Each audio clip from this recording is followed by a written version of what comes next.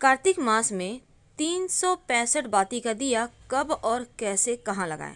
365 बाती बनाना आसान नहीं है, लेकिन एक सिंपल तरीका भी हम आपको बताएंगे जिनसे आप बस 2 मिनट में 365 बाती बना पाएंगे।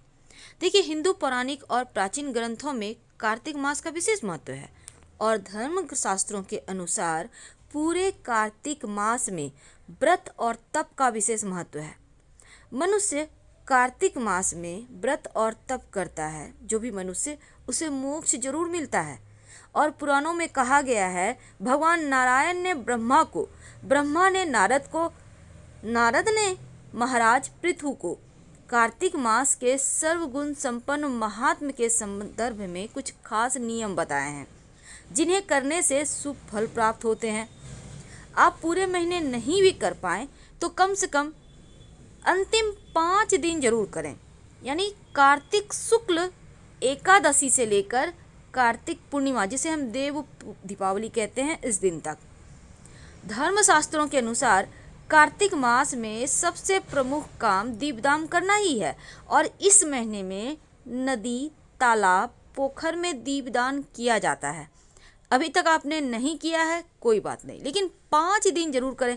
अब महानगरों में नदी, तालाब, पोखर नहीं होते, आप अपने छत पर पानी के टंकी के पास भी दीपदान कर सकते हैं।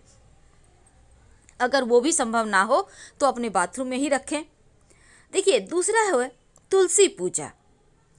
कार्तिक के महीने में तुलसी पूजने, सींचने और तुलसी का सेवन करना तीनों ही गुणकारी और लाभकारी है। हर महीने तुलसी का सेवन आराधना करना से इसका होता है, लेकिन जो कार्तिक का महीना है, इस महीने में जब आप तुलसी की पूजा करते हैं तो कई गुना अधिक पुण्य फल प्राप्त होते हैं। और तुलसी के नीचे भी दिया जलाने का पूरे कार्तिक महीने में विधान है। तो तीसरा नियम है भूमि पर सोना। कहने का मतलब लो फ्लोर का बेड जो होता है उस पर सोइए। कार्तिक मास का ये तीसरा प्रमुख नियम है, क्योंकि मन में सात्विकता का भाव आता है और जो विकार है, जो काम भाव है, वो कम हो जाते हैं, समाप्त हो जाते हैं। इस महीने में भूल कर भी तेल नहीं लगाना चाहिए। अगर अभी तक आपने भूल चूक लगा भी लिया है तो 5 दिन तो बिल्कुल भी तेल ना लगाएं। सिर्फ नरक चतुर्दशी को ही कार्तिक के महीने में तेल लगाया जाता है, उपटन लगाया जाता है और स्नान किया जाता है। दाल नहीं खाना चाहिए। दाल जैसे कि उड़द, मूंग, मसूर, चना, मटर, राई, जीरा, ये सभी चीज़ें कार्तिक के महीने में खाने की मनाही होती है। आपने अभी तक खाया है तो भी चलेगा, पर 5 दिन आप पूर्णतया इन चीज़ों का परहेज कर लें। ब्रह्मचर्य का पालन जरूर करना चाहिए कार्तिक के महीने में। तो इससे अगर आप पालन करते हैं तो आपके लिए अच्छा होता है, अशुभ फल नहीं लगता। तो कार्तिक के महीने में अगर आप व्रत रखते हैं तो तपस्वियों के समान व्यवहार करें, कम बोलें, निंदा ना करें, विवाद ना करें, मन पर संयम रखें। यह है कार्तिक के महीने की महिमा। लेकिन इस महीने में दीप दान करने का खास विधान है। कार्तिक के महीने में बहुत सारे नियम हैं और एक कहानी है जो पूरे कार्तिक माह सुनी जाती है, लेकिन अभी तक आपने नहीं सुना है तो आज सुन लें। आज से 5 दिन तक रोज सुनिएगा। किसी नगर में साहूकार था और उसकी एक बहू थी तारा। वो रोज कार्तिक माह का स्नान करती, पूरे कार्तिक महीने में पूजा पाठ करके कहानी सुनाकर फिर भोजन करती।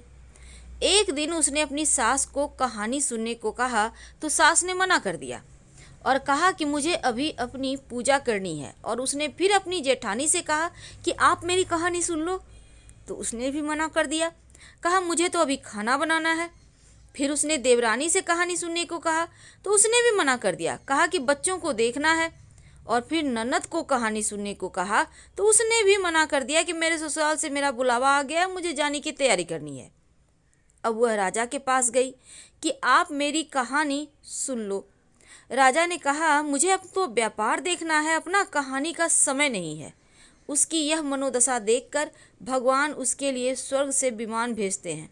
स्वर्ग से विमान आया देख उसकी सास भी भाग कर जाने के लिए आती है, लेकिन बहू मना कर देती है कि आपको तो पूजा करनी है। जेठानी आती है तो कहती है आप कैसे चलोगी, आपको तो खाना बनाना है। और जब देवरानी आती है तो उसको भी मना कर देती है और कहती है आपको तो अपने बच्चों का ख्याल रखना है।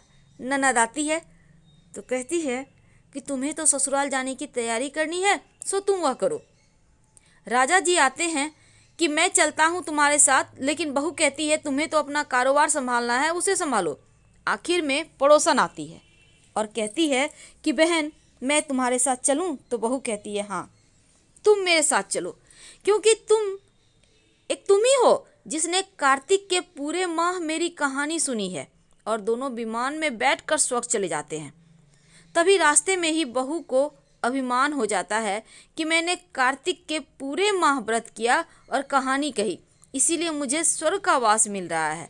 लेकिन मेरी पड़ोसन ने तो केवल कहानी सुनी, व्रत भी नहीं किया, फिर भी वह मेरी वजह से स्वर्ग जा रही है। बहू यह विचार मन में सोच ही रही थी कि अचानक भगवान ने वहीं से उसे विमान से नीचे फेंक दिया। तो उसने पूछा कि भगवान मेरा अपराध तो बता दीजिए, आपने ऐसा क्यों किया। भगवान कहते हैं तुझे अभिमान हो गया है, इसीलिए तू यहीं धरती पर रह। अब तू आने वाले जो 3 साल है तब तक तारा भोजन व्रत करेगी, तभी तुझे स्वर्ग की प्राप्ति होगी। कार्तिक के महीने में पंचकर्म किए जाते हैं। अब ये क्या होता है? दीप दान करना, तुलसी की पूजा करना, तुलसी सींचना, भूमि पर शयन करना, ब्रह्मचर्य का पालन करना और दाल दलहन का सेवन ना करना।